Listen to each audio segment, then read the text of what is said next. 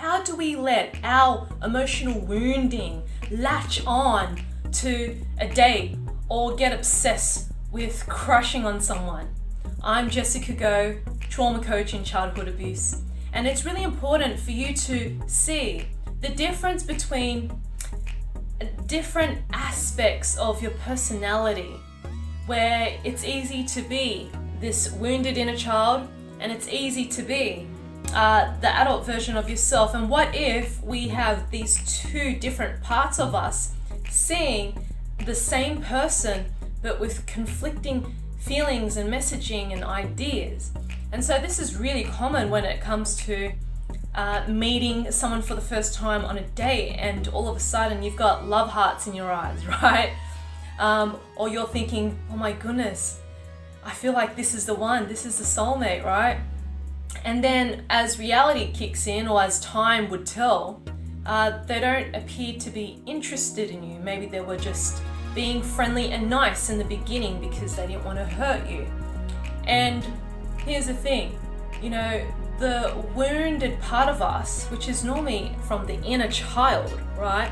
The inner child wants to see how they can feel safe, how they can feel loved, how they can feel needed and supported and be accepted for their true self and their playfulness by latching onto that someone who could see that within themselves. And that person gives us or feeds us that energy of love that we deeply crave for, right? Because the wounded inner child didn't really get that from their parents, right? They only saw love with conditions. And then you got the adult version of yourself, and the adult version of yourself sees this person as a potential soulmate, where this person is ticking all the boxes. Yep, I like what I'm seeing. I could see we're compatible and we hold the same values. I could see we want the same future. So how can we get easily swayed by both perspectives and personalities viewing on the same person, right? So this is where it can get really tricky. When we feel that instant magnetism towards that person that we're crushing on, right? We feel, oh wow, I feel lit up. I feel I'm in bliss. I feel love, right? I feel love for that person. And then it becomes a lot more trickier after the emotions show up. So then your wounded inner child will start to play up, how could I get that person's attention? How could I get that person to see me? How can I get that person to notice me, right? And so you will start teasing, flirting and acting to get that person's attention, right? And the adult version of yourself is wanting to get to know that person, want to spend more time with that person, right? They want to connect with them on an intimate level to see if they're really a good match, and see where it leads to. But the wounded inner child gets really impulsive, and it's like, you know what? This feels so good. Let's just have sex. Let's have fun. Let's play in the bedroom, right? And so it can get very convoluted when we see it from these two different perspectives of ourselves. And then if things don't turn out the way we want it to, the wounded inner child gets so caught up on the drama, the pain. Like, why doesn't he love me? Why is it that he doesn't see what I see? Why is it that he rejected me, right? And so these woundings of the inner child just starts purging out, and then it messes with your mind, and it's really hard for you to see it from an adult place, right? But if you have built your awareness muscle, right, where you can see things from an adult place, and the adult place would be, I could feel that there's a lot of emotions, tension, and chemistry between us. But before we take it to the next step, whether it's inviting him to my place or whatever it is, I want to ask a few more questions. I want to get to know him on a deeper level. I want to understand where he's at. What does he want from this?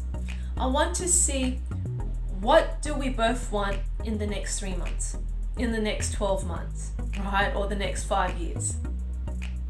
Let's just, take it down a notch and slow down a bit. Let me create that pent-up chemistry, right? And use that to tease him, that are not going to be available to him just like that, right? That sort of intense intimacy connection, right? To be able for me to say, yes, hey, come over to my place. I will love to spend the night with you, right? That is going to take a bit more respect and trust and understanding of one another and what it is that we're looking for before we even go there. So it's about seeing it from a balanced viewpoint of the same person. Yes, it's normal to get pulled in to the attraction, but it's about not letting the wounded inner child get caught up in the attraction and be impulsive and become obsessed with this person and idolize this person and put them on a pedestal, and we start to feel like, oh my God, this is what I've always wanted. And so this creates an unequal relationship where you're putting someone on a pedestal and you're willing to do whatever it takes, self-sacrifice yourself to get that person. And we don't want that. That's not a healthy way for you to be with someone, right?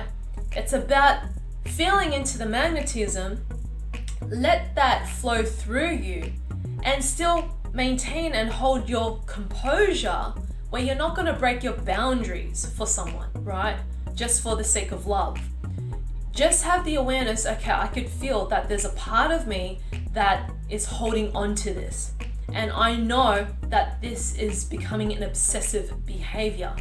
How can I start reframing it where it's a balanced point of view, where I can see this more as an adult version of myself? And that would be, what I see in that person is actually what I see in myself too. Right? Okay, he's gorgeous, he's smart, he's switched on, he's turned on, he's hot, he's this.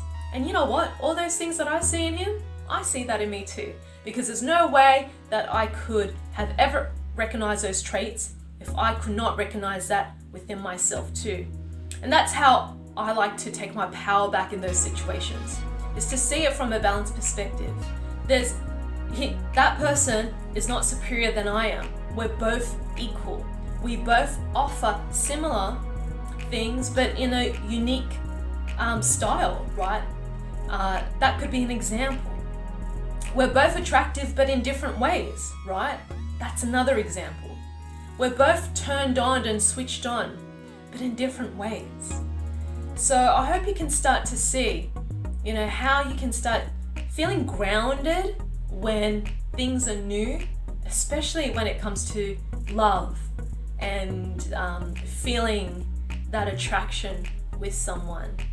So if you feel that you need further guidance on this, where perhaps you're someone who is suffering from addictive behavior with sex, or get caught up in codependent and toxic relationships, and you struggle to stay whole in your own being because you're caught up with the background noise of trauma that hasn't been cleared up in your life, feel free to join my free webinar and learn more. You can click on the link below and it will bring you to a different page where you can learn how the 5 different types of childhood traumas can impact and shape your self-esteem and your perspective on life. And I really hope it serves you, and I look forward to seeing you there. Alrighty, take care, my love. Mwah. And if you find that you got so much out of this video, I would love for you to hit the subscribe button. You're welcome to share it with your loved ones as well. And you'll be notified of new videos that I'll be creating. So stay tuned for part 2, which is abandonment anxiety, especially when it comes to relationships.